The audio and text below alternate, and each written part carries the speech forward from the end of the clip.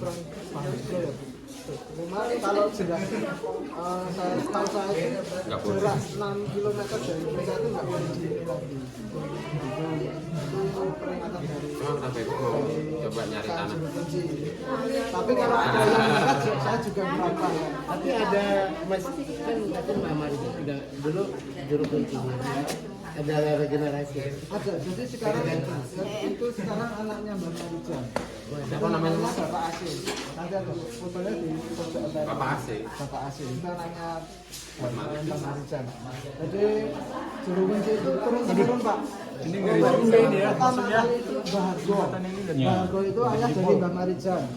Dan setelah Mbak Marijan meninggal, itu digantikan Mbak Marijan, anaknya Mbak Hargo.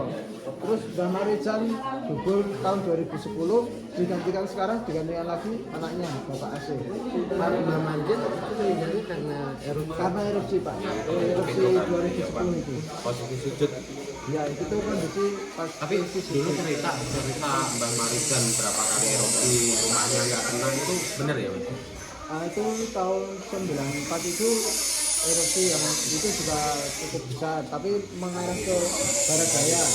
Jadi rumahnya Jadi Mbak Marijan Mbak Marijan itu cuma terkena abunya saja. Terus 2006 itu juga masih aman, dan setiap kali erupsi Mbak Marijan emang nggak turun Mas? nggak turun.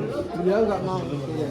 Walaupun beliau sudah dijemput sama relawan mau dievakuasi, tetap beliau dengan mungkin ya merasa bertanggung jawab di area-area Merapi ini. Jadi dia nggak mau dievakuasi. kesan listriknya di sini masih kental. Karena ya cukup kunci itu Iya, ya, jadi dia ya. Dia meninggal di sini. Nah, meninggalnya di rumahnya. di dusun Kinarjo. Enggak, dia meninggal karena erupsi tahun mana? Karena erupsi. Dia nggak keluar. Beliau nggak mau dievakuasi.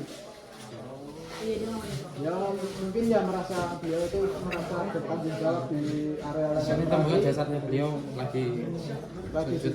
Soalnya itu kan kejadian erupsi itu kan pada waktu malam hari.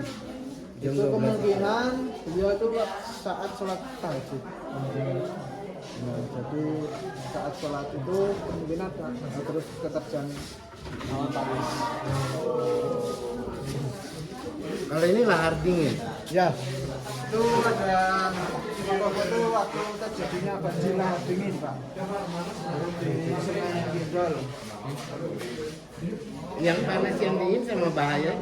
Kalau yang panas itu seperti itu, nih yang di bawah paling pojok itu, nah itu kalau itu setelah terjadinya lahar panas itu sebelum menjadi lahar dingin bentuknya kayak gitu. air masih cair Ya, keluar kayak tanah. gitu. Abu itu bukan abu, itu pasir sama batu, material pasir sama batu. Nah setelah kayak gitu nanti terus terkena hujan yang cukup deras, itu jadinya kayak gini. saya kira itu turun sampai bawah itu tetap ini kayak Iya. merah gitu enggak ya? Enggak merah Pak. Banjir lahar dingin itu membawa material berupa batu sama pasir, sama biasanya sama lumpur. Tapi kalau banjirnya udah lewat malah diambil ya. Iya, Dijual. biasanya diambil. Nanti pasirnya biasanya diambil kalau ditambang. Juga jadi bangunan gitu. Iya. Dieksploitasi. Dijual.